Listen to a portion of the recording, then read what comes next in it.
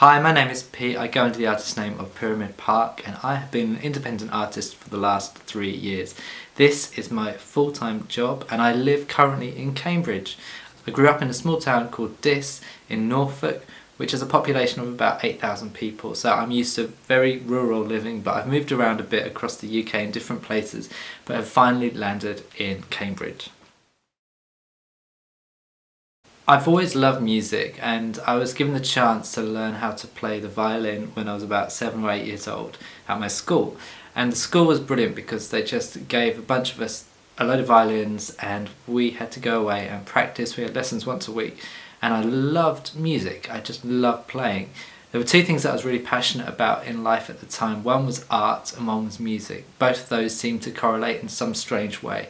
But I would find probably music slightly harder than art. Art probably came a little bit more naturally to me. But it was when I went to a new youth group after my sister became quite ill and couldn't walk for about 6 months.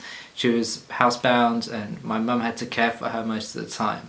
We'd lost my dad a couple of years earlier, and so we really didn't have a lot of opportunities to go out and about. But this new church was alive, it was dynamic, and there were lots of people playing instruments. And I remember going in the first day and being like, wow, there's a full band playing, there's drums, there's everything. And I started to want to learn to play the guitar. So I grabbed my mum's old classical guitar. It had a really thick neck and it was really difficult to play, but I taught myself how to play a few chords. And as I progressed, I used to spend many evenings on the edge of my bed playing worship songs and singing and worshipping God, just on the edge of my bed with no agenda other than to learn how to play a few songs. And I realised that there was something special that happened when I was doing this, that I encountered this incredible peace, which I would now call the presence of God. And it really impacted the way that I approached how to come to God as a father, as a friend, as someone who I could really pour out my heart to. And so music became the vehicle of me connecting closer with God. As time went on, I started to write songs. I think my first song was written when I was 16, and I wrote a bunch more. I actually played it in our youth group and people liked it, but then I wrote a bunch more and they weren't that good, and so I gave up songwriting until I was 18. And then a friend of mine came up to me and showed me an album of a prominent worship leader at the time, and he said, one day you're going to write one of those. And I was like, no way, there's no chance that's going to happen. But he kept saying it to me until I kind of believed him. And so I went out and wrote, and as the next few years went on, I started to play a lot of places live, play a lot of my songs live, and play in front of people that I never thought I'd have the opportunity to get the chance to do this. And that's when I realised, hey, this might actually be something that I'm good at, something that I'm called to do, and something that maybe God wants to use in my life. Worship is incredible. I really do believe worship is one of the major gifts that God has given the earth. When we encounter God in His presence, there's nothing quite like it. But worship looks like all sorts of things. Of course, as a musician, I've really engaged with worship through singing and playing. And I do believe that singing is an important part of worship. A lot of people now will say, oh, it's not the only way of worship, and it kind of pushes to the side the whole thing about pouring out our hearts to God in worship. There's something about really passionately singing, even if you can't sing very well or sing out of tune. There's something about that unlocks something within us. So I do believe singing is a good part of worship, but of course it's not everything. I believe worship really is what it says in Romans 12 verse 1, where it says to live out our lives as an act of worship. And I feel like everything that I do can be worship if I engage with God in it. So of course that could be when I'm working away, that could be when I'm writing a song, but it could also be when I'm talking to a neighbour, when I'm looking after my child, when I'm doing normal things. I can engage with God and use my life as worship to Him in that moment. I think it's about having an awareness of God in everything, having an awareness that God is very much present if we want to engage with Him. And although it's a hard discipline sometimes to remind ourselves to get into, I believe worship is that thing of just being like, hey, you are God in heaven, here am I on earth, and I'll let my words be few, but I'll pay attention to the moments when I'm really aware that you might be here. And so worship can be anything from singing through to being silent, through to reading the word, through to peeling the potatoes in the kitchen, whatever it might be. I believe that God uses everything to engage with us if we want to. I would describe myself as a frontman and an artist, yeah, for sure. I would call myself a worship leader as well, even though people might not label me like that. I guess most people would call me a singer-songwriter, producer, or an artist. That kind of seems to be the kind of wording people use these days. But to be honest with you, all that I'm doing is worship. So for me, when I'm writing, when I'm performing, there's worship in that. And so I'm pretty comfortable with all of those labels, to be honest. Songwriting is a really unusual gift to develop, but I do believe the more you do it, the easier it becomes.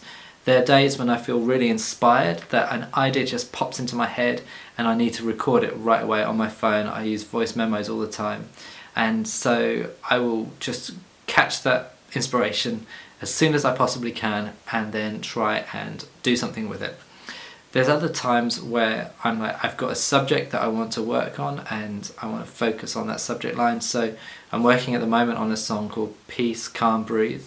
And I wrote that because my wife has a monitor actually just behind me here, and she put a few words on it like peace, calm, remember to breathe, and a few other things that help to keep calm in the workplace, especially working from home. I guess I was thinking about that for myself as well, and thinking, well, how do I need to be still and trust God in this season? So that was an example of maybe writing for a subject. And then there's other times when I have a melody and I just hum the idea round and round and round, and eventually some lyrics come.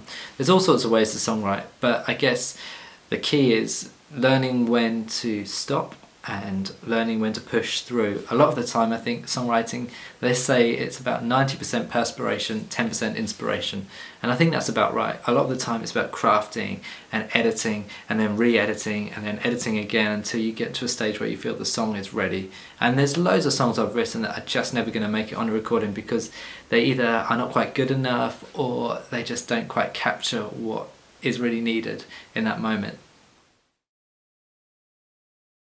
Great question. How would I describe my sound? I guess it's indie pop and indie or alternative or alt pop. Several things around that kind of genre. It is worship for me. It's all worship. But some songs are not necessarily written directly to God. Some songs are written about life as well. I'm not really too worried about those things kind of mixing up. My heart really is that I lead people in worship who don't even know they're being led in worship. So they may come to a gig and they may be like, wow, this is really interesting. This guy's got something different about him, and be drawn in to the presence of God. So I guess, again, labels are great and you do need it for like people who are trying to playlist you or trying to promote you or whatever. But the reality is it's a tag, and I try and just create what's on my heart really, and write honest, hopeful, raw, vulnerable songs if I can.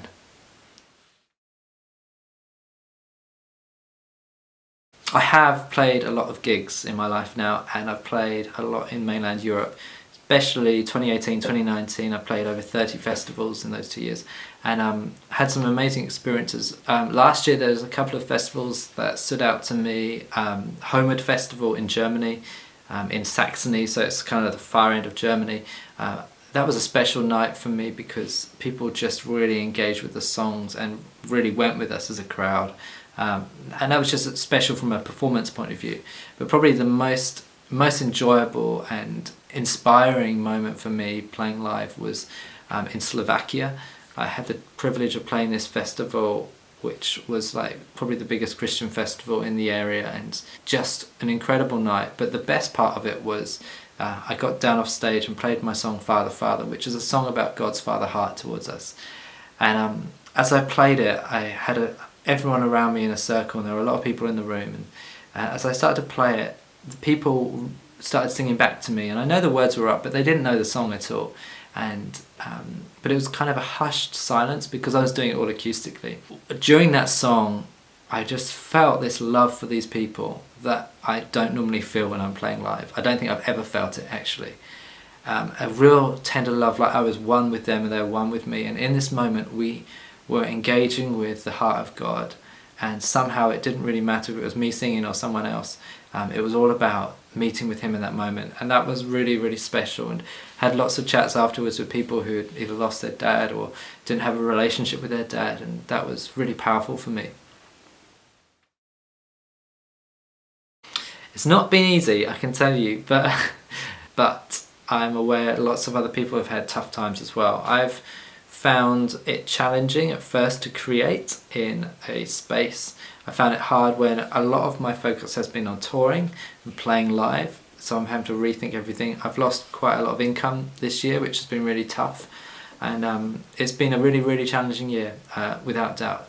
Really hard year, but I'm aware that I need to keep going, and I need to keep building, and I need to find ways to, for example, earn money, find ways to keep momentum. So I've just been doing a crowdfunding campaign at the moment, which has been great, and just seeing the momentum from that has given me encouragement to keep going and writing new material and to produce new music. So it's been tough, but I think in the tough times you realise what's really going on inside of you and where you need to deal with things in your heart. I've certainly had some of that, and also what makes you stronger, and there's been some of that as well in my life. So it's been hard, but I think it's been hard for a lot of people, and you know, we have to really seek God in these times and draw near to him and trust him, and that's easier said than done. But I do believe that is a really key thing for us to grow stronger and to grow in faith. I've got so many ideas, honestly, I've got so many ideas. At the moment I'm preparing to record a new EP, so it's going to be 5 songs. Unless we raise a bit more money, then we might do 6 or 7. It's like a follow-up from my album Not an Island, which is exciting, and I'll be looking to release that in 2021. And then I've got a few more projects in the pipeline as well. My big goal, I've got a book that I want to write about the father heart of God and grief and growing up without a father, and losing my dad when I was young. I was 11 years old. Talking about that, I'm chapter 5, first draft. I've got about 12 chapters to write, so that's a big project for me. And there's some other creative ideas that I've got as well. I'd love to record a documentary as well on stepping out in faith and what it is to be an artist, living this life of faith and doing this as a job. So, but that's quite a long way down the line, because I'm on this thing called Patreon. My goal is to get 100 patrons, and then when I have 100 people on there, my goal is to record this documentary, which will be telling the story and also playing a load of music in some beautiful settings, hopefully the Isle of Skye, because I just think it's a beautiful place. So there's a few things for you that I don't tell many people about, but I'm excited about. How can people get involved? Well, if you're watching this and the Kickstarter is still going, please do consider pledging your support there. Or, like I mentioned, Patreon is a really helpful longer term thing that helps me to keep going and to develop new projects. It's a way where fans can support my art from a small amount every month, so you can get loads of benefits back from it, and from anything, I think from $3 a month, I can't remember exactly what it is in pounds, but there's different tiers, and you can get involved, support what I do, but also get a load of stuff back from me, including new releases, early releases, and stuff that people will never hear other than my patrons. So for example, the instrumentals for my album Not an Island has not been released, but all my patrons have that, which is really nice to be able to have that kind of relationship and to be able to build something with people who really want to invest in what I'm doing. Also, you can go to my shop, pyramidparkshop.com, where I've got loads of merch. I'm always looking to update that as well. Music, merch, vinyl, lots of accessories as well, including mugs, drinkware, hats, all sorts. So go check that out as well. And honestly, every single sale makes a difference for me. And of course, I'm on social media as well, so go check me out. I'm on most places. And just by following, subscribing, or liking what I'm doing, it all adds up and makes a difference. So my music is pretty much everywhere, but the thing that really does make a difference is buying physical copies from me. So if you do have a record player, I have one vinyl for the album Vulnerability. I've also got an album out called Not an Island, and you can grab a digital or a CD version of that as well. And of course streaming. Do both, stream it and download it, or stream it and buy it, whatever you want to do really. You can find me on Spotify, YouTube, Apple Music and all the other places.